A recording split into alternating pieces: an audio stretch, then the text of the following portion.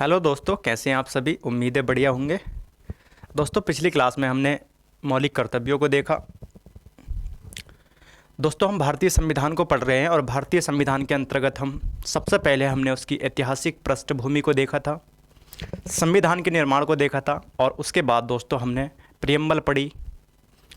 भाग 1 पढ़ा दोस्तों, भाग 2, भाग 3। भाग 1 हमने संघ और उसका राज्य क्षेत्र देखा था दोस्तों, 1 से लेकर 4 आर्टिकल तक। उसके बाद दोस्तों हमने नागरिकता को पढ़ा 5 से 11 तक। इसके बाद दोस्तों भाग 3 में हमने मौलिक अधिकारों को देखा, अनुच्छेद 12 से लेकर अनुच्छेद 35 तक। और उसके बाद दोस्तों राज्य के नीति निर्देशक गतिविधियों के अनुच्छेद 36 से लेकर अनुच्छेद 51 तक। और पिछली क्लास में दोस्तों हमने मौलिक कर्तव्य को पढ़ा, अनुच्छेद 51 का ए और भाग 4 का ए पढ़ा हमने दोस्तों।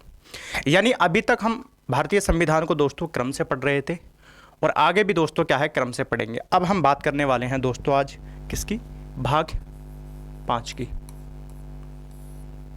भाग 5 की बात करने वाले हैं दोस्तों। भाग 5 में क्या प्रावधान कर रखा है, संघ और सरकार का प्रावधान कर रखा है। किसका प्रावधान कर रखा है दोस्तों, यूनियन एंड गवर्नमेंट, संघ और सरकार की बात की गई है दोस्तों। यानी अब तक दोस्तों हम क्या है, अनुच्छेदों को क्रम से पढ़ रहे थे, यानी एक सिस्टमेटिक वे में क्या है, आर्टिकलों को हम पढ़ते जा रहे थे दोस्तों। हमने आर्टिकल 1 देखा, आर्टिकल 2 देखा, आर्टिकल 3, इस तरह से दोस्तों हमने क्या है, आर्टिकल 51 तक पढ़ लिया था। यानी अब हम जो बात करेंगे दोस्तों, जैसे रिक्वायरमेंट होगी वैसे आर्टिकलों को पढ़ते चलेंगे, यानी जैसे कि हमें ज़रूरत पड़ेगी दोस्तों वैसे वैसे अनुच्छेदों को हम पढ़ेंगे। यानी अब तक तो दोस्तों हम जब पढ़ रहे थे तो एक एक क्रम से पढ़ रहे थे अनुच्छेदों को, लेकिन अब जैसी ज़रूरत पड़ेगी दोस्तों वैसे हम अनुच्छेदों को पढ़ेंगे। यानी कभी हम अनुच्छेद 52 को पढ़ेंगे, कभी 53 को पढ़ेंगे दोस्तों, फिर 58 को देखेंगे, फिर दोस्तों क्या है 59 को देखेंगे, फिर 54 को तो जैसे हमें ज़रूरत पड़ती चली आएगी वैसे वैसे दोस्तों हम क्या है, अनुच्छेदों को पढ़ते चले जाएंगे। तो आज हम किस पर बात करेंगे दोस्तों, भाग 5 पर बात करेंगे। और भाग 5 में क्या प्रावधान कर रखे हैं दोस्तों, संघ और सरकार के बारे में प्रावधान कर रखा है। किसका, संघ और सरकार के बारे में प्रावधान कर रखा है दोस्तों। भाग 5 की बात करते हैं तो भाग 5 में अगर हम अनुच्छेदों की बात करें तो दोस्तों अनुच्छेद 52 से लेकर अनुच्छेद 151 तक भाग 5 में प्रावधान कर रखा है। यानी कितने अनुच्छेदों का प्रावधान कर रखा है, अनुच्छेद 52 से लेकर अनुच्छेद 151 तक संघ और सरकार का प्रावधान कर रखा था। यानी यहाँ पर क्या है, हम केंद्र की बात करेंगे और केंद्र की जो सरकार है उसके बारे में हम क्या है बात करने वाले दोस्तों। अगर हम भारतीय संविधान के भागों को पढ़ते हैं, और मैंने भाग आपको लिखवा भी दिए हैं दोस्तों, तो इन भागों को अगर हम देखें दोस्तों तो इनमें जो सबसे लंबा, यानी अनुच्छेदों की दृष्टि से जो सबसे लंबा भाग है वो कौन सा है दोस्तों, भाग 5 है। क्योंकि इतने अनुच्छेद दोस्तों संविधान के किसी भाग में नहीं है जितने अनुच्छेद भारतीय संविधान के 5 भाग में हैं। यानी अगर हम अनुच्छेदों की बात करें दोस्तों तो लगभग 100 अनुच्छेद क्या है इस भाग में है। यानी 100 अनुच्छेद किस भाग में है दोस्तों, भारतीय संविधान के भाग 5 में है। तो अगर अनुच्छेदों की दृष्टि से देखा जाए तो भारतीय संविधान का सबसे लंबा भाग कौन सा है दोस्तों, सबसे बड़ा भाग कौन सा है, वो भारतीय संविधान का भाग 5 है। ये जो भारतीय संविधान का भाग 5 है दोस्तों, इसको हम क्या है तोड़कर पढ़ेंगे दोस्तों। भाग अगर हम 5 की बात करते हैं तो दोस्तों इसको क्या है, हम तोड़कर पढ़ेंगे। और किस तरह से पढ़ेंगे, यानी ये जो भाग 5 है दोस्तों इसका प्रावधान अनुच्छेद 52 से लेकर दोस्तों 151 तक कर रखा है। कहाँ तक, अनुच्छेद 52 से लेकर अनुच्छेद 151 तक। तो इसके अंतर्गत दोस्तों हम किस किस को पढ़ेंगे, इसके अंतर्गत दोस्तों कार्यपालिका को पढ़ेंगे। हम किसको पढ़ेंगे दोस्तों, कार्यपालिका को पढ़ेंगे। और कहाँ से कहाँ तक पढ़ेंगे दोस्तों, यानी कि जो संघ की कार्यपालिका है इसको अनुच्छेद 52 से लेकर दोस्तों अनुच्छेद 78 तक पढ़ेंगे। यानी संघ की कार्यपालिका को पढ़ेंगे दोस्तों। इसी के अंतर्गत दोस्तों हम किसको पढ़ेंगे, विधायिका को पढ़ेंगे दोस्तों, लेजिस्लेचर को पढ़ेंगे दोस्तों। और इसका प्रावधान कहाँ से कहाँ तक है दोस्तों, अनुच्छेद 79 से लेकर दोस्तों 123 तक। यानी कि एग्जीक्यूटिव पावर को पढ़ेंगे दोस्तों और लेजिस्लेचर पावर को क्या है हम पढ़ेंगे। तो कार्यपालिका को पढ़ेंगे संघ की, इसका प्रावधान 52 से लेकर अनुच्छेद 78 तक किया गया है। विधायिका को पढ़ेंगे दोस्तों, अनुच्छेद 79 से लेकर 123 तक इसका प्रावधान कर दिया गया है। इसके बाद दोस्तों हम किसको पढ़ेंगे, न्यायपालिका को पढ़ेंगे। न्यायपालिका को पढ़ेंगे और इसका प्रावधान कहाँ से कहाँ तक कर रखा है दोस्तों, अनुच्छेद 124 से लेकर अनुच्छेद 147 तक कर रखा है। और इसके बाद दोस्तों हम किसको पढ़ेंगे, इसके बाद दोस्तों हम CAG को पढ़ेंगे, कंप्ट्रोलर एंड ऑडिटर जनरल, और इसका प्रावधान कहाँ से कहाँ तक कर रखा है, अनुच्छेद 148 से लेकर अनुच्छेद 151 तक कर रखा है। यानी अगर हम भारतीय संविधान के भाग 5 की बात करते हैं तो दोस्तों भाग 5 भारतीय संविधान का सबसे बड़ा भाग है दोस्तों। आर्टिकल की दृष्टि से देखा जाए तो, अनुच्छेदों की दृष्टि से देखा जाए तो ये जो भाग 5 है दोस्तों, इसको हमने क्या है तोड़ दिया है, और क्या है इसको क्या है तोड़कर हम क्या है पढ़ेंगे, यानी कि कार्यपालिका को पढ़ेंगे दोस्तों। और कार्यपालिका को कहां से कहां तक, अनुच्छेद 52 से लेकर अनुच्छेद 78 तक दोस्तों संघ की जो कार्यपालिका है, एग्जीक्यूटिव है दोस्तों, उसका प्रावधान कर रखा है। इसके बाद दोस्तों लेजिस्लेचर का प्रावधान कर रखा है, यानी केंद्र की जो लेजिस्लेचर है दोस्तों, जिसको हम संसद कहते हैं, जिसको हम पार्लियामेंट कहते हैं दोस्तों, उसका प्रावधान कर रखा है। आर्टिकल 79 से लेकर क्या है 123 तक किसका प्रावधान कर रखा है, विधायिका का प्रावधान कर रखा है। और इसके बाद दोस्तों हम न्यायपालिका को पढ़ेंगे, यानी कि सुप्रीम कोर्ट को हम पढ़ेंगे, और अनुच्छेद 124 से लेकर क्या है 147 तक हम सुप्रीम कोर्ट को देखेंगे दोस्तों। इसके बाद दोस्तों CAG को पढ़ेंगे, कंप्ट्रोलर एंड ऑडिटर जनरल, इसका प्रावधान कहाँ से कहाँ तक कर रखा है, अनुच्छेद 148 से लेकर अनुच्छेद 151 तक इसका प्रावधान कर रखा है। ये जो दोस्तों संघ की कार्यपालिका है, अगर हम इसकी बात करें, किसकी बात करें दोस्तों, संघ की जो कार्यपालिका है,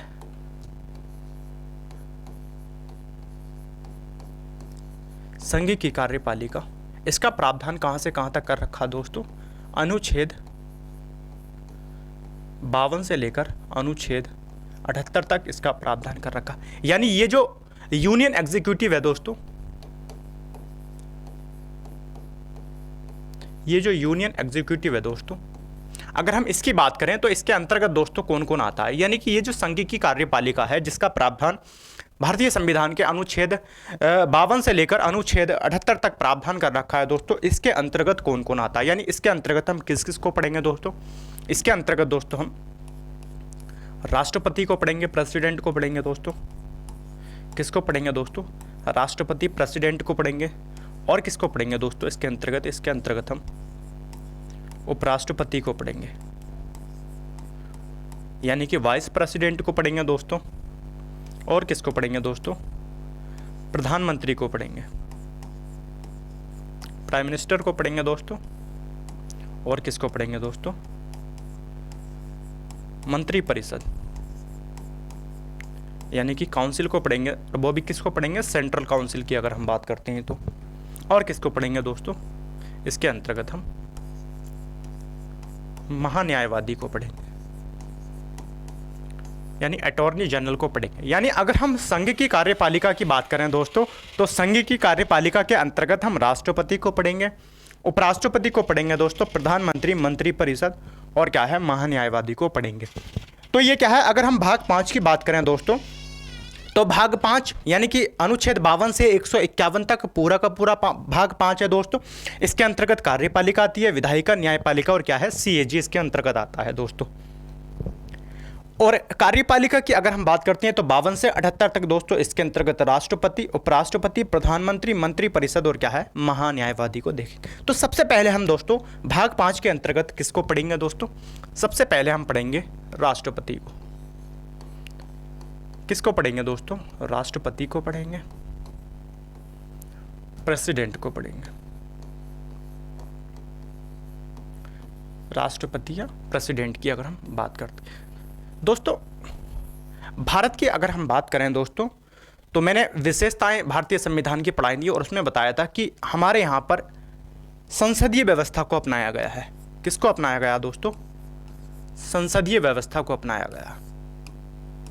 यानी हमारे यहाँ पर दोस्तों किस व्यवस्था को अपनाया गया, यानी कि राष्ट्रपति या शासन अध्यक्ष यानी राष्ट्रपति शासन को न अपनाकर क्या है संसदीय व्यवस्था को अपनाया गया है।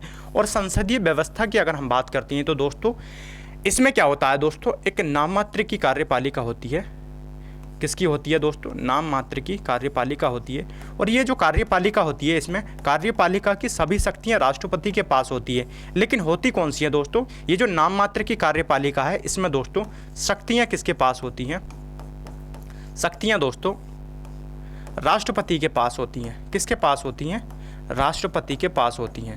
तो अगर हम बात करें दोस्तों, ये जो संसदीय व्यवस्था है हमारे यहाँ पर कहाँ से अपनाई गई थी दोस्तों? ये ब्रिटेन के संविधान से अपनाई गई थी। और जबकि दोस्तों ब्रिटेन में राष्ट्रपति का पद है नहीं, क्योंकि वहाँ पर दोस्तों राजा महाराजा का पद है, यानी राजा का पद है और वंशानुगत है दोस्तों, यानी वहाँ पर क्या है? राजा का बेटा ही क्या है? राजा बनता है। तो फिर हमारे यहाँ पर राष्ट्रपति पद का प्रावधान कहाँ से किया गया है? क्योंकि क्वेश्चन तो ये भी पूछा जा सकता है दोस्तों, क्योंकि जब संसदीय व्यवस्था को हमारे यहाँ पर ब्रिटेन से अपनाया गया है, तो फिर ब्रिटेन में तो राष्ट्रपति का पद है नहीं। तो दोस्तों हमने संसदीय व्यवस्था को तो ब्रिटेन से अपनाया है, लेकिन राष्ट्रपति का जो पद का प्रोविज़न है दोस्तों, वो कहाँ से लिया है? यूएसए के संविधान से लिया है, यानी अमेरिका के संविधान से लिया है। लेकिन अमेरिका के संविधान की अगर हम बात करें तो वहाँ पर दोस्तों क्या है? जो शासन का अध्यक्ष होता है वो राष्ट्रपति होता है, यानी वास्तविक शक्तियाँ किसके पास होती हैं? वहाँ पर राष्ट्रपति के पास होती है। यूएसए में दोस्तों राष्ट्रपति क्या है? कार्यपालिका की समस्त शक्तियाँ होती है, और वो क्या है? वास्तविक निर्माता होता है, उन शक्तियों का प्रयोग करता है। लेकिन संसदीय व्यवस्था में क्या प्रावधान किया गया दोस्तों? संसदीय व्यवस्था में क्या है? नाम मात्र की शक्तियां होती है, यानी कार्यपालिका की शक्तियां तो राष्ट्रपति में निहित होती हैं, लेकिन होती कौन सी हैं दोस्तों? नाम मात्र की होती है।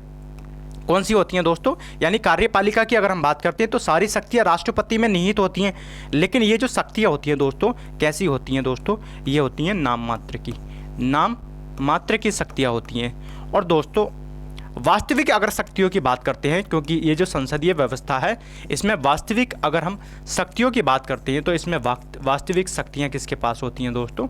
इसमें वास्तविक शक्तियाँ होती हैं प्रधानमंत्री के पास। किसके पास होती हैं दोस्तों? प्रधानमंत्री के पास होती है। यानी अगर हम बात करें दोस्तों संसदीय व्यवस्था की, तो प्रावधान कहाँ से लिया गया है? ब्रिटेन के संविधान से, लेकिन ब्रिटेन के संविधान में राष्ट्रपति पद का प्रावधान नहीं, वहाँ पर राजा का प्रावधान है। तो हमारे यहाँ पर ब्रिटेन के समान, जैसे ब्रिटेन में राजा होता है वैसे ही हमारे यहाँ पर क्या है? राष्ट्रपति होता है। क्योंकि दोस्तों इस पर संविधान सभा में बहस भी चली थी कि यहाँ हमारे यहाँ पर क्या है? जो शासन का अध्यक्ष है दोस्तों, या राष्ट्र का जो अध्यक्ष है वो राष्ट्रपति होना चाहिए, या फिर क्या है? ब्रिटेन की तरह क्या है? एक शासक होना चाहिए दोस्तों। तो वहां पर क्या है? जब इस पर बहस चली तो दोस्तों हमारे यहां पर क्या है? राष्ट्रपति के जो प्रोविजन है दोस्तों उसको अपनाया गया था। किसको? राष्ट्रपति का जो प्रोविजन है दोस्तों, राष्ट्रपति का जो पद है उसको अपनाया गया था। और कहां से अडॉप्ट किया गया था दोस्तों? इसको अमेरिका से अडॉप्ट किया। लेकिन अमेरिका के राष्ट्रपति और हमारे राष्ट्रपति में दोस्तों अंतर इतना है कि अमेरिका का जो राष्ट्रपति होता है वो दोस्तों शासन का क्या होता है? अध्यक्ष होता है। वास्तविक शक्तियां क्या है? उसके अंदर निहित होती हैं। लेकिन हमारे यहां पर क्या है दोस्तों? वास्तविक शक्तियां प्रधानमंत्री के पास होती हैं, और कार्यपालिका की शक्तियां राष्ट्रपति में तो निहित होती हैं, लेकिन होती कौन सी हैं दोस्तों? नाम मात्र की होती है। यानी वास्तविक पावर किसके पास होगी दोस्तों? मंत्रिपरिषद के पास होगी, प्रधानमंत्री के पास होगी, और नाम मात्र की किसके पास होगी दोस्तों? नाम मात्र की दोस्तों राष्ट्रपति के पास होगी दोस्तों अगर हम राष्ट्रपति की बात कर रहे हैं तो राष्ट्रपति पद का प्रावधान भारतीय संविधान में कहां कर रखा है? अगर हम अनुच्छेद 52 की बात करें दोस्तों, तो अनुच्छेद 52 स्पष्ट शब्दों में कहता है कि भारत का क्या होगा दोस्तों? एक राष्ट्रपति होगा। क्या होगा दोस्तों? राष्ट्रपति होगा। राष्ट्रपति की अगर हम बात करते हैं तो अनुच्छेद 52 कहता है कि भाई भारत का क्या होगा दोस्तों? भारत का एक राष्ट्रपति होगा। भारत का एक क्या होगा दोस्तों? राष्ट्रपति होगा। अनुच्छेद 52 स्पष्ट शब्दों में कहता है। दोस्तों अगर हम बात करते हैं राष्ट्रपति की, तो राष्ट्रपति क्या होता है दोस्तों? राष्ट्रपति संवैधानिक प्रमुख होता है। क्या होता है दोस्तों? ये संवैधानिक प्रमुख होता है। यानी संविधान में क्या है? ये प्रमुख है, संवैधानिक प्रमुख होता है। यानी आप जब क्रम देखेंगे दोस्तों, पदों का क्रम देखेंगे तो राष्ट्रपति सबसे ऊपर होता है, फिर उपराष्ट्रपति। तो इस तरह से जब हम क्रम पढ़ाएंगे दोस्तों तो उसमें क्या है? राष्ट्रपति तो संवैधानिक प्रमुख होता है, संविधान में ये क्या है? प्रमुख होता है। दूसरी बात दोस्तों, भारत का अगर हम प्रथम नागरिक की बात करते हैं, भारत का प्रथम नागरिक की अगर हम बात करें तो कौन होता है दोस्तों? भारत का प्रथम नागरिक भी कौन होता है दोस्तों? भारत का राष्ट्रपति होता है। कौन होता है? भारत का कौन होता है दोस्तों? भारत का राष्ट्रपति होता है। यानी प्रथम नागरिक की बात करें दोस्तों तो कौन होता है, ये भारत का राष्ट्रपति होता है। तो अनुच्छेद अगर हम 52 की बात करते हैं दोस्तों, तो अनुच्छेद 52 में राष्ट्रपति पद का प्रावधान किया गया है। यानी भारत का एक राष्ट्रपति होगा, और दोस्तों राष्ट्रपति का जो पद है वो किसी भी समय क्या है, खाली नहीं रहता है। आगे चल के दोस्तों हम आपको पढ़ाएंगे, लेकिन अनुच्छेद 52 भी कहता है कि राष्ट्रपति का पद कभी खाली नहीं रहेगा, राष्ट्रपति का पद हमेशा क्या है, भरा रहेगा। तो भारत में एक राष्ट्रपति होगा जो कि संवैधानिक प्रमुख है और भारत का क्या है दोस्तों, प्रथम नागरिक है। अनुच्छेद दोस्तों 53 क्या कहता है, अनुच्छेद 53 कहता है कि ये जो राष्ट्रपति है दोस्तों, अनुच्छेद 53 कहता है दोस्तों कि ये जो राष्ट्रपति है, यानी कि कार्यपालिका की दोस्तों समस्त शक्तियां दोस्तों, समस्त शक्तियां, कार्यपालिका की समस्त शक्तियां दोस्तों किस में निहित होती हैं दोस्तों, राष्ट्रपति में निहित होती हैं। अनुच्छेद 53 कहता है कि भाई जो कार्यपालिका की शक्तियां हैं दोस्तों वो किसके अंदर हैं दोस्तों, या किस में निहित हैं दोस्तों, वो राष्ट्रपति में निहित होती है। यानी एग्जीक्यूटिव पावर जो भी हैं दोस्तों वो सारी की सारी किसके पास हैं दोस्तों, राष्ट्रपति के पास है। लेकिन अनुच्छेद 53 ये कहता है कि राष्ट्रपति दोस्तों इन शक्तियों का प्रयोग क्या करेगा दोस्तों, इन शक्तियों का प्रयोग, किसका प्रयोग दोस्तों, शक्तियों का प्रयोग या तो स्वयं करेगा दोस्तों, स्वयं करेगा, या फिर क्या है, इन शक्तियों का प्रयोग दोस्तों, शक्तियों का प्रयोग अपने अधीनस्थ अधिकारियों के द्वारा करेगा। किसके द्वारा करेगा दोस्तों, अपने अधीनस्थ अधिकारियों द्वारा करेगा। किसके द्वारा करेगा दोस्तों, अधीनस्थ अधिकारियों के द्वारा करेगा। यानी अगर हम अनुच्छेद 52 की बात करें दोस्तों, तो अनुच्छेद 52 कहता है कि भारत का एक राष्ट्रपति होगा दोस्तों, और भारत का राष्ट्रपति क्या है, जो राष्ट्रपति है दोस्तों उसका पद कभी क्या है, खाली नहीं होगा। लेकिन अनुच्छेद अगर हम 53 की बात करते हैं, तो अनुच्छेद 53 कहता है कि जो भी एग्जीक्यूटिव पावर है दोस्तों, जितनी भी कार्यपालिका की शक्तियां हैं वो सारी की सारी किसके अंदर निहित होती हैं, राष्ट्रपति के अंदर निहित होती हैं, राष्ट्रपति में क्या है, निहित होती है। लेकिन अनुच्छेद 53 ये भी कहता है कि राष्ट्रपति इन शक्तियों का प्रयोग या तो स्वयं करेगा दोस्तों, या अपने अधीनस्थ अधिकारियों के द्वारा करेगा। यानी आगे चल के दोस्तों हम एक अनुच्छेद पढ़ेंगे जिसको हम क्या कहते हैं दोस्तों, अनुच्छेद 74 कहते हैं। इसमें क्या है, जो सेंट्रल काउंसिल है दोस्तों उसके बारे में पढ़ेंगे, मंत्री परिषद के बारे में पढ़ेंगे। तो उसी मंत्री परिषद के बारे में कहा गया है कि राष्ट्रपति या तो स्वयं इन शक्तियों का प्रयोग करेगा, या अपने अधीनस्थ अधिकारियों के द्वारा इन शक्तियों का प्रयोग किया जाएगा। तो अनुच्छेद 52 राष्ट्रपति पद की बात करता है, और अनुच्छेद 53 कहता है कि सारी की सारी शक्तियां किसके पास होंगी, राष्ट्रपति के पास होंगी। और राष्ट्रपति दोस्तों इन शक्तियों का प्रयोग किसके माध्यम से करेगा, या तो स्वयं कर लेगा या अपने अधीनस्थ अधिकारियों के द्वारा करेगा। अब दोस्तों भारत का एक राष्ट्रपति है, तो राष्ट्रपति बनने के लिए कुछ ना कुछ योग्यताएं होती हैं दोस्तों, कुछ ना कुछ क्या है, क्वालिफिकेशन होती है। जो न्यूनतम क्वालिफिकेशन होती है दोस्तों उस पर चर्चा करते हैं। यानी अगर हम अनुच्छेद 58 की बात करें दोस्तों, तो अनुच्छेद 58 में क्या प्रावधान कर रखा है, अनुच्छेद 58 में दोस्तों राष्ट्रपति की योग्यताओं का प्रावधान कर रखा है। राष्ट्रपति की किसका प्रावधान कर रखा है दोस्तों, योग्यताओं का प्रावधान कर रखा है, या फिर क्या है, राष्ट्रपति की क्वालिफिकेशन का प्रावधान कर रखा है। क्या क्या योग्यता होनी चाहिए दोस्तों राष्ट्रपति बनने के लिए। आप या कोई भी व्यक्ति दोस्तों, कोई भी भारत का नागरिक अगर राष्ट्रपति बनना चाहता है दोस्तों, तो न्यूनतम क्या क्वालिफिकेशन होनी चाहिए उसके पास, क्या पढ़ा लिखा होना चाहिए, क्या होना चाहिए दोस्तों, मैक्सिमम आयु कितनी होनी चाहिए, न्यूनतम आयु कितनी होनी चाहिए, ये सारी बातें कहाँ लिखी गई हैं दोस्तों, ये सारी बातें क्या है अनुच्छेद 58 में बता दी गई हैं कि भारत का राष्ट्रपति बनने के लिए आपके पास न्यूनतम क्या क्या क्वालिफिकेशन होनी चाहिए, यानी क्या क्या आपके पास होना चाहिए। तो ये कहा गया है कि भाई अगर आप भारत का राष्ट्रपति बनना चाहते हैं तो आप क्या है, भारत के क्या होने चाहिए दोस्तों, नागरिक होने चाहिए। यानी भारत के आप क्या होने चाहिए दोस्तों, नागरिक होने चाहिए, सिटीजन होने चाहिए, सबसे पहले ये लिखा गया है। यानी अगर आप भारत के राष्ट्रपति बनने के इच्छुक हैं तो सबसे पहले आपको भारत का नागरिक होना दोस्तों अनिवार्य है, जरूरी है। अगर आप भारत के नागरिक नहीं हैं दोस्तों तो भारत के राष्ट्रपति आप नहीं बन सकते। अब दोस्तों क्वेश्चन घुमा के भी पूछा जाता है कि मूल रूप से जो मूल रूप से भारत में रह रहा है उस व्यक्ति के बारे में कही गई है या दोस्तों भारत के नागरिक के बारे में कही गई है। तो दोस्तों यहाँ पर यह है दोस्तों कि भारत का नागरिक होना चाहिए। इसका मतलब यह है कि जो नागरिकता अधिनियम पढ़ा था दोस्तों, हमने नागरिकता अधिनियम 1955 पढ़ा था दोस्तों, और उस नागरिकता अधिनियम 1955 में मैंने आपको बताया था कि 5 आधार दोस्तों, कितने 5 आधार नागरिकता को प्राप्त करने के बताए गए थे। कितने आधारों का उल्लेख कर दिया गया था दोस्तों? 5 आधारों का उल्लेख किया गया था। यानी नागरिकता अधिनियम 1955 के तहत अगर कोई व्यक्ति भारत का नागरिक है दोस्तों, चाहे उसने जन्म के द्वारा नागरिकता ग्रहण की है दोस्तों, चाहे वंश के द्वारा नागरिकता ग्रहण की है, चाहे पंजीकरण के द्वारा उसने नागरिकता ग्रहण की है जो दोस्तों, चाहे देशीयकरण के द्वारा या फिर क्या है विलय के द्वारा, यानी इन 5 आधारों में से किसी भी तरह से क्या है अगर उसने भारत की नागरिकता ग्रहण की है या नागरिकता अधिनियम 1955 के तहत दोस्तों वो क्या है भारत का नागरिक है, तो ऐसा व्यक्ति क्या है भारत का राष्ट्रपति बनने के लिए क्या है एलिजिबल है दोस्तों, योग्य माना जाएगा। या फिर संविधान के प्रारंभ पर उसको नागरिकता प्रदान की गई है तब भी क्या है ऐसा व्यक्ति दोस्तों क्या है, ऐसा नागरिक क्या है भारत का राष्ट्रपति बनने के लिए एलिजिबल माना जाएगा दोस्तों, योग्य माना जाएगा। तो पहली बात तो ये कही गई है कि दोस्तों भारत का नागरिक होना चाहिए, चाहे किसी भी देश का वो क्या है रहने वाला था पहले दोस्तों, कहीं भी क्या है उसका जन्म हुआ है, लेकिन वर्तमान समय में क्या है उसके पास भारतीय नागरिक है, तो ऐसा व्यक्ति क्या है भारत का राष्ट्रपति बनने के लिए योग्य है। जबकि अमेरिका की बात करते हैं तो दोस्तों अमेरिका में ऐसा प्रावधान नहीं किया गया है। अमेरिका में कहा गया है कि जो अमेरिका के मूल का व्यक्ति है, यानी जिसका जन्म अमेरिका में हुआ है दोस्तों, ऐसा व्यक्ति ही क्या है अमेरिका का राष्ट्रपति बन सकता है।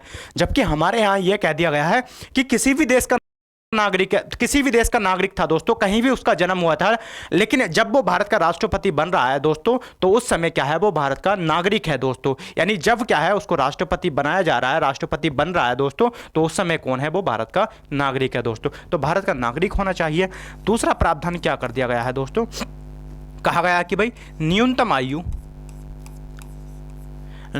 आयु इसकी दोस्तों कितनी होनी चाहिए। न्यूनतम एज की बात की गई है, न्यूनतम आयु 35 बरस होनी चाहिए। कितनी होनी चाहिए दोस्तों?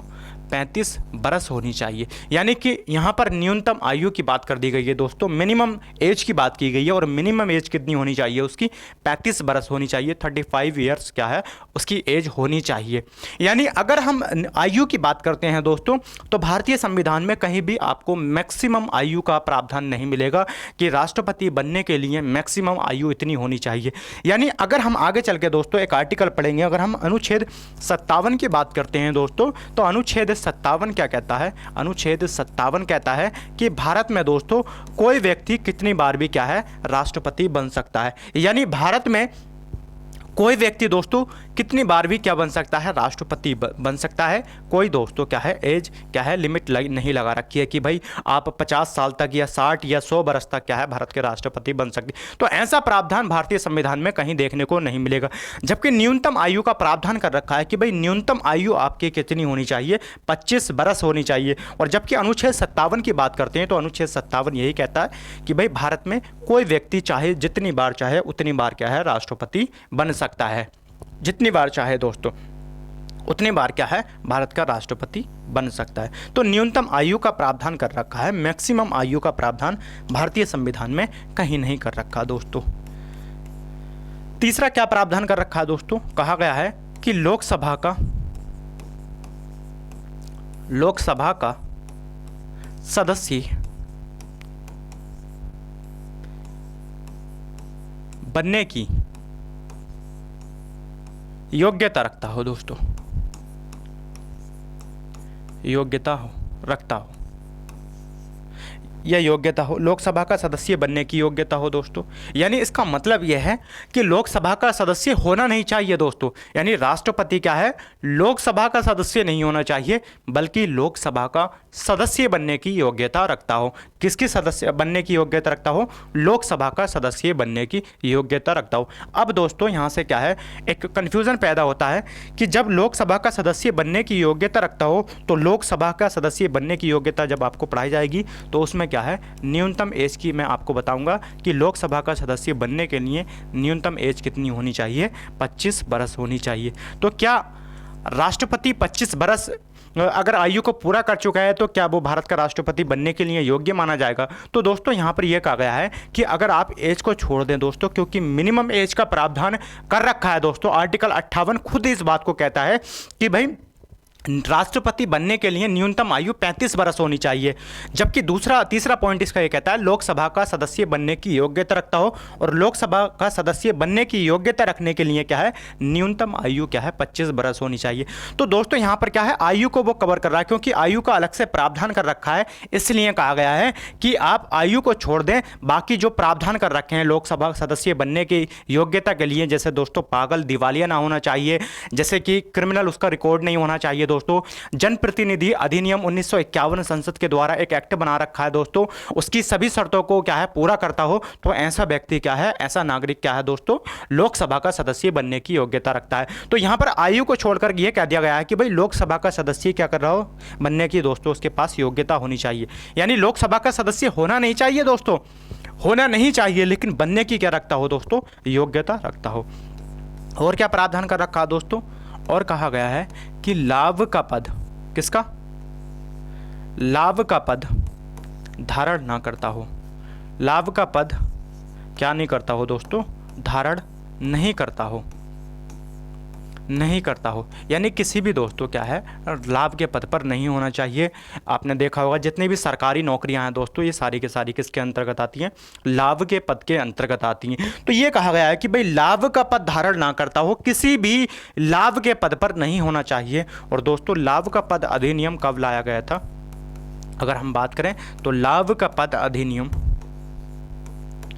लाभ का पद अधिनियम दोस्तों कब लाया गया था, ये लाया गया था दोस्तों 2006 में। और ये माना गया था कि कुछ पद ऐसे हैं दोस्तों, लगभग 56 पद ऐसे हैं जो अपवाद हैं। जैसे अगर हम बात करें कोई व्यक्ति दोस्तों संसद के अंतर्गत मंत्री है दोस्तों, या संसद के किसी सदन का सदस्य है दोस्तों, या फिर राज्य विधानमंडल का किसी सदन का सदस्य है दोस्तों, या फिर क्या है राज्य के अंतर्गत मंत्री है, तो ये सारे के सारे पद क्या है लाभ के पद के दायरे में नहीं आते हैं दोस्तों। तो कुछ ऐसे पद थे दोस्तों जिसको क्या है अपवाद मान लिया गया था, किसके अंतर्गत, ये जो लाभ का पद अधिनियम लाया गया था 2006 में, इसमें क्या है कुछ पदों को लाभ के क्या है अपवाद मान लिया गया था। और किन को माना गया था, यानी कि संसद के जो सदस्य हैं दोस्तों वो क्या है लाभ के पद के दायरे में नहीं आते हैं, राज्य विधानमंडल के जो सदस्य हैं वो भी लाभ के पद के दायरे में नहीं आते। तो कुछ क्या है अपवाद मान लिया गया था, कुछ को क्या मान लिया गया था दोस्तों अपवाद मान लिया गया था। तो अनुच्छेद 58 किसकी बात करता है दोस्तों, राष्ट्रपति बनने की क्वालिफिकेशन की बात करता है। और क्या कहा गया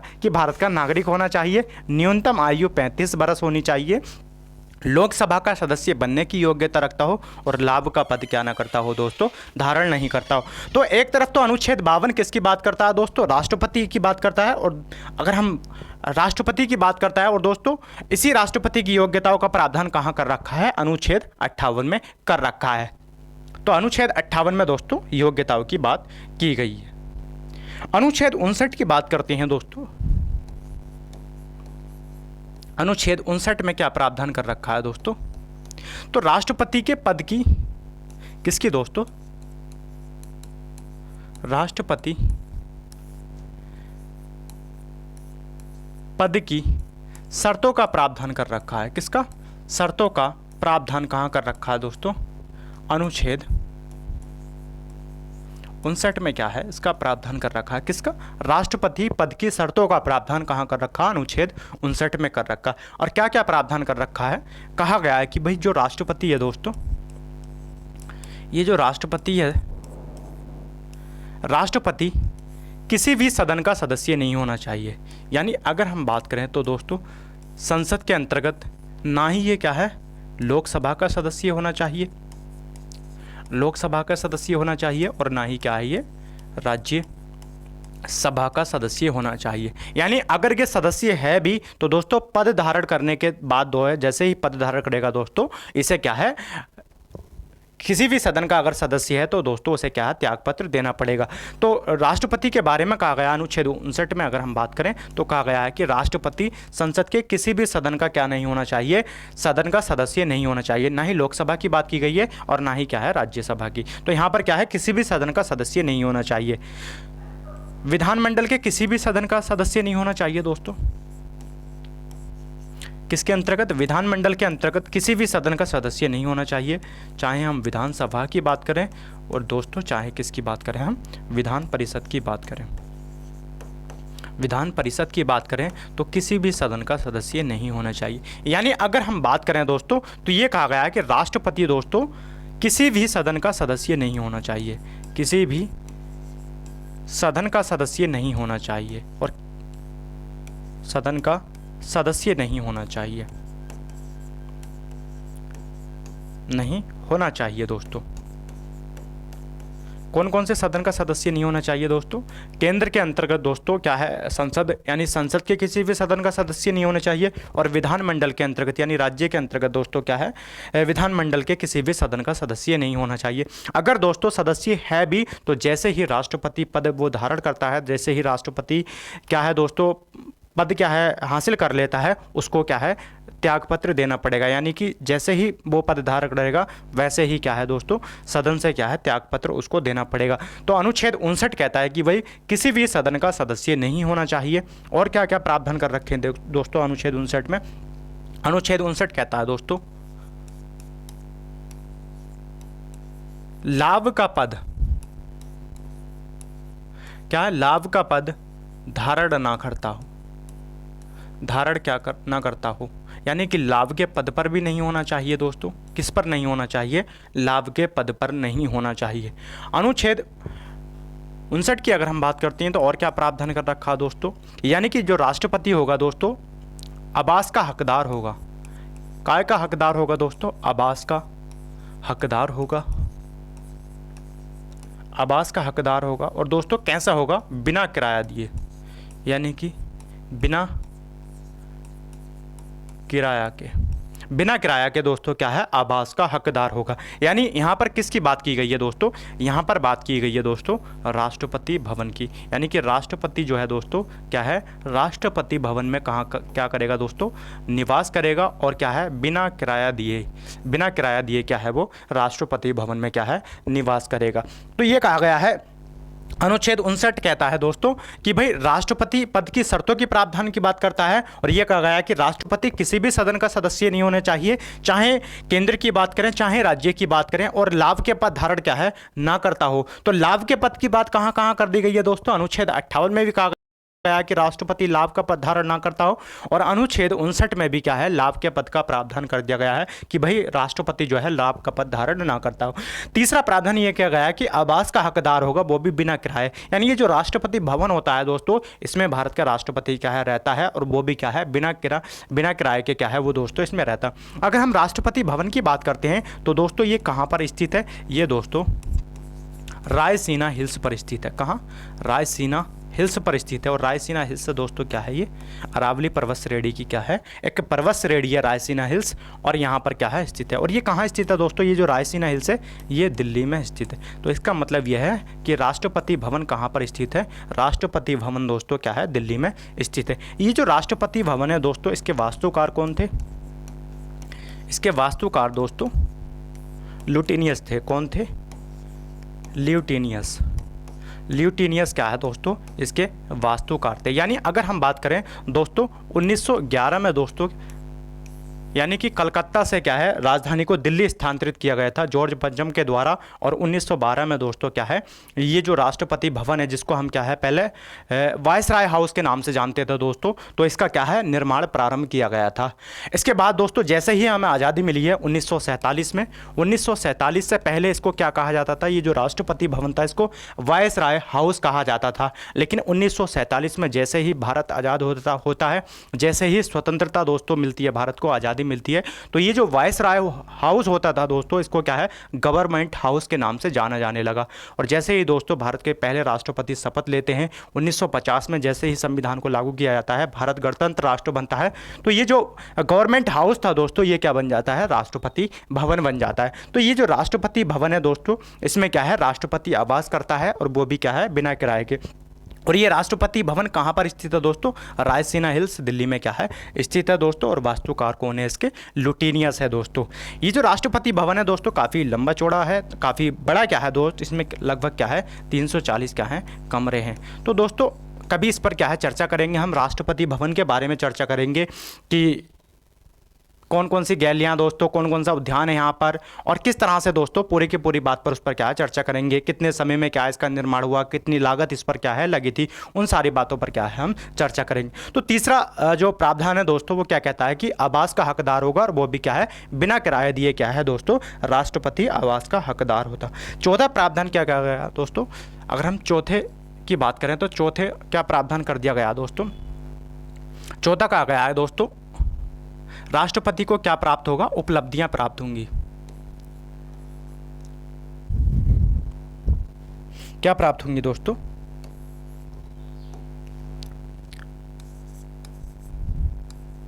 उपलब्धियां प्राप्त होंगी। उपलब्धियां और क्या है भत्ते प्राप्त होंगे। उपलब्धियों की बात की गई है, और दोस्तों किसकी बात की गई है, भत्तों की बात की गई। यानी अगर हम 59 की बात करें दोस्तों, तो 59 में क्या है सैलरी की बात नहीं की गई है, राष्ट्रपति के वेतन की बात नहीं की गई है, बल्कि राष्ट्रपति के दोस्तों किसकी बात की गई है, उपलब्धियों की बात की गई है। राष्ट्रपति को उपलब्धियां प्राप्त होंगी, और क्या होगा दोस्तों भत्ते प्राप्त होंगे। और आपको पता होना चाहिए जो दोस्तों राष्ट्रपति की उपलब्धियां हैं वो कितनी है, 5 लाख रुपए। यानी अगर हम राष्ट्रपति के वेतन की बात करें तो कितना है, 5 लाख रुपए है। लेकिन दोस्तों आर्टिकल 59 में वेतन शब्द का प्रावधान नहीं किया गया, बल्कि उपलब्धियों का कहा गया कि राष्ट्रपति को उपलब्धियां और क्या है भत्ते प्राप्त होंगे। यानी ठीक उसी प्रकार जैसे अगर हम अनुच्छेद 112 को पढ़ेंगे तो दोस्तों 112 में हम क्या है नॉर्मली आम शब्दों में बजट कहते हैं, जबकि बजट शब्द का प्रावधान आर्टिकल 112 में नहीं किया गया है, बल्कि क्या कहा गया है वार्षिक वित्तीय विवरण का प्रावधान कर दिया गया है। जैसे दोस्तों हम आर्टिकल 356 पढ़ते हैं तो हम पढ़ लेते हैं कि राष्ट्रपति शासन का प्रावधान किया गया है, लेकिन राष्ट्रपति शासन का प्रावधान संविधान में कहीं नहीं किया गया है, बल्कि संवैधानिक तंत्र विफल होने पर क्या है दोस्तों आपातकाल यानी कि इस तरह के क्या है शासन व्यवस्था लगाई जाती है। तो जैसे हम आर्टिकल 112 को बजट के बारे में पढ़ते हैं, जैसे इसे क्या है राष्ट्रपति शासन, तो वैसे ही क्या है दोस्तों अनुच्छेद 59 में क्या है वेतन के बारे में हम पढ़ लेते हैं, लेकिन वेतन शब्द का प्रयोग कहीं नहीं किया गया, बल्कि उपलब्धियों की यहाँ पर क्या है बात की गई है। तो उपलब्धियों और भत्तों के बारे में प्रावधान कर रखा है, और राष्ट्रपति की उपलब्धियां कितनी है 5 लाख। यानी अगर हम बात करें तो राष्ट्रपति का वेतन कितना है दोस्तों, राष्ट्रपति का वेतन क्या है 5 लाख रुपए है, और क्या है दोस्तों ये विदाउट टैक्स है। कैसा है, कर से मुक्त है दोस्तों, ये क्या है कर से मुक्त है, ये क्या है विदाउट टैक्स है दोस्तों। इसके बाद दोस्तों अलाउंस वगैरह अलग से जुड़ते हैं, भत्ते वगैरह क्या है अलग से जुड़ते हैं। तो यानी अगर हम 59 की बात करें दोस्तों तो 59 में क्या क्या प्रावधान कर रखे हैं, यानी कि राष्ट्रपति की पद से संबंधित शर्तों का प्रावधान कर रखा है। कहा गया है कि राष्ट्रपति किसी भी सदन का सदस्य नहीं होगा दोस्तों, चाहे हम संसद की बात करें चाहे विधानमंडल की बात करें, लाभ का पद धारण ना करता होगा, आवास का हकदार होगा वो भी बिना किराए दोस्तों, और क्या प्रावधान कर रखा है और बात कर दी गई है उसकी उपलब्धियों की और किसके भत्तों की बात कर दी गई है दोस्तों ये जो राष्ट्रपति है किस तरह से निर्वाचित होकर आता है उस पर हम चर्चा कर लेते हैं। यानी अगर हम राष्ट्रपति की बात करते हैं तो दोस्तों अनुच्छेद 54 कहता है, अनुच्छेद 54 में क्या प्रावधान कर रखा है दोस्तों, अनुच्छेद 54 कहता है कि राष्ट्रपति का जो निर्वाचन है दोस्तों, निर्वाचन किसके द्वारा होगा, निर्वाचक मंडल के द्वारा,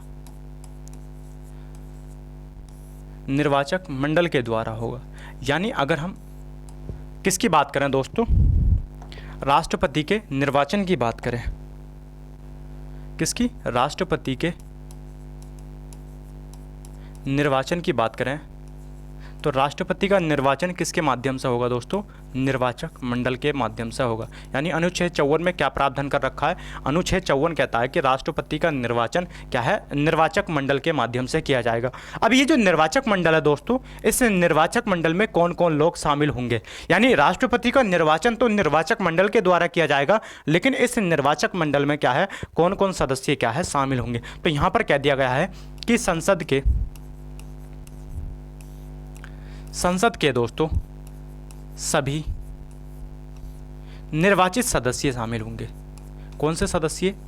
निर्वाचित सदस्य शामिल होंगे दोस्तों। यानी अगर हम बात करें तो ये जो निर्वाचक मंडल है दोस्तों, इस निर्वाचक मंडल में संसद के सभी सदस्य शामिल होंगे। यानी संसद के सभी सदस्य यानी कि लोकसभा के निर्वाचित सदस्य शामिल होंगे, लोकसभा के निर्वाचित सदस्य शामिल होंगे, और किसके शामिल होंगे दोस्तों? राज्यसभा के निर्वाचित सदस्य शामिल होंगे। इनके कौन होंगे दोस्तों? निर्वाचित सदस्य शामिल होंगे। अब यहाँ पर दोस्तों क्या है, मनोनीत सदस्यों की बात नहीं की गई है। किसकी? मनोनीत सदस्यों की बात नहीं की गई है, बल्कि किसकी बात कर दी गई है दोस्तों? निर्वाचित सदस्यों की बात कर दी गई है। तो राष्ट्रपति के निर्वाचक मंडल में संसद के सभी निर्वाचित सदस्य शामिल होंगे, मनोनीत सदस्य शामिल नहीं होंगे दोस्तों। यहाँ पर निर्वाचित सदस्य तो शामिल होंगे, लेकिन दोस्तों किसको मना किया गया है कि मनोनीत सदस्य यहाँ पर क्या है, शामिल नहीं होंगे। दूसरा दोस्तों कहा गया है कि सभी राज्यों की, जितने भी राज्य हैं दोस्तों, सभी राज्यों की विधानसभा के दोस्तों क्या होंगे? निर्वाचित सदस्य शामिल होंगे। कौन होंगे दोस्तों? निर्वाचित सदस्य शामिल होंगे। जितने भी राज्य हैं दोस्तों, उन सभी राज्यों की क्या है, विधानसभाओं के निर्वाचित सदस्य शामिल होंगे। तो यहाँ पर दोस्तों क्या है, मनोनीत सदस्यों की बात नहीं की गई है, बल्कि किसकी बात की गई है दोस्तों? निर्वाचित सदस्यों की बात की गई है, चाहे लोकसभा की अगर हम बात करें, चाहे राज्यसभा की बात करें। और दोस्तों दूसरे प्रावधान में ये कहा गया है कि सभी राज्यों की विधानसभाओं के निर्वाचित सदस्य शामिल होंगे। तो यहाँ पर दोस्तों क्या है, विधान परिषद के सदस्य शामिल नहीं होंगे। किसके? विधान परिषद के सदस्यों को शामिल नहीं किया जाएगा। यानी राष्ट्रपति के निर्वाचक मंडल में कौन कौन शामिल होंगे? संसद के सभी निर्वाचित सदस्य, इसमें लोकसभा के भी होंगे दोस्तों, और क्या है, राज्यसभा के भी होंगे। लोकसभा और राज्यसभा दोनों हैं। जबकि अगर हम राज्यों की बात करें तो राज्यों की केवल विधानसभाओं के निर्वाचित सदस्य शामिल होंगे, और विधान परिषद के निर्वाचित और ना ही मनोनीत सदस्य क्या है, शामिल होंगे। तो केवल और केवल क्या है, राज्यों की विधानसभाओं के निर्वाचित सदस्यों की बात की गई है दोस्तों। और किसका प्रावधान कर दिया गया दोस्तों? और कौन कौन लोग शामिल होंगे दोस्तों? यानी 70वां संविधान संशोधन किया गया था दोस्तों, 70वां संविधान संशोधन किया गया था। और ये कब किया गया था दोस्तों? ये किया गया था 1992 में। 70वां संविधान संशोधन 1992 में किया गया था, और इसके माध्यम से ये प्रावधान कर दिया गया था कि दिल्ली और दोस्तों क्या है, पौंडीचेरी जो केंद्र शासित प्रदेश है दोस्तों, इनके विधानसभाओं के सदस्य भी शामिल होंगे। यानी इनकी जो विधानसभा है दोस्तों, इनकी विधानसभा के निर्वाचित सदस्य शामिल होंगे। किनकी विधानसभा के दोस्तों? दिल्ली और पौंडीचेरी की अगर हम बात करते हैं। यहाँ पर दोस्तों क्या है, जम्मू कश्मीर के, यानी कि दिल्ली और पौंडीचेरी विधानसभा के निर्वाचित सदस्य भी शामिल होंगे। और दोस्तों आपको पता होना चाहिए, जम्मू कश्मीर राज्य पुनर्गठन अधिनियम लाया गया था 2019 में। तो इसके माध्यम से क्या है, जो जम्मू कश्मीर राज्य था दोस्तों, उसको केंद्र शासित प्रदेश का दर्जा दे दिया गया था। तो जम्मू कश्मीर के भी दोस्तों जम्मू कश्मीर के सदस्य भी क्या है, शामिल होते हैं। तो किसके सदस्य शामिल होते हैं दोस्तों? कश्मीर के सदस्य भी क्या है, शामिल होते हैं। यानी कि 70वें संविधान संशोधन 1992 के माध्यम से दिल्ली और पौंडीचेरी सदस्यों को क्या है, पौंडीचेरी विधानसभा के निर्वाचित सदस्यों को शामिल करने की बात की गई थी। लेकिन 2019 में दोस्तों जो जम्मू कश्मीर राज्य था, उसको राज्य पुनर्गठन जो अधिनियम लाया गया था 2019 का, उसके तहत क्या है, जम्मू कश्मीर को दोस्तों राज्य का दर्जा समाप्त कर उसको केंद्र शासित प्रदेश का दर्जा दे दिया गया था। तो अब क्या है, जम्मू कश्मीर विधानसभा के निर्वाचित सदस्य भी क्या है, इसमें शामिल होंगे। तो दोस्तों संसद के सभी निर्वाचित सदस्य हैं, सभी राज्यों की विधानसभाओं के निर्वाचित सदस्य हैं, और 3 केंद्र शासित प्रदेश ऐसे केंद्र शासित प्रदेश हैं जिनकी विधानसभाओं के निर्वाचित सदस्य क्या है, राष्ट्रपति के निर्वाचक मंडल में भाग लेते हैं दोस्तों। तो निर्वाचन पर दोस्तों बात करेंगे हम, किस तरह से दोस्तों वोट वैल्यू निकाली जाती है, एक विधायक की वोट वैल्यू क्या होती है, एक सांसद की वोट वैल्यू क्या होती है दोस्तों, किस प्रक्रिया से राष्ट्रपति का निर्वाचन किया था, एक कल संक्रमणीय क्या होती है, फर्स्ट पास्ट द पोस्ट पद्धति क्या होती है, उन सारी बातों पर दोस्तों क्या है, चर्चा करेंगे दोस्तों। तो मिलते हैं अगले क्लास में, बने रहिएगा दोस्तों।